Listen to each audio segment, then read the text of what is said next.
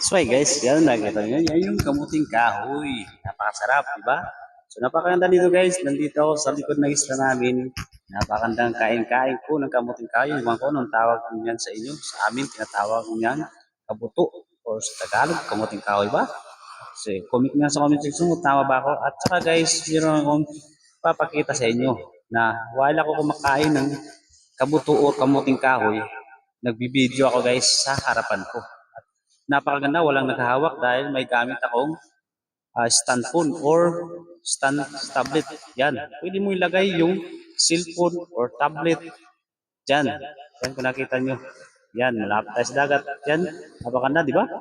Yan, ang stand phone na affordable lang at kayang-kaya sa bulsa. So, napaka-useful talaga guys kahit saan ka magpunta.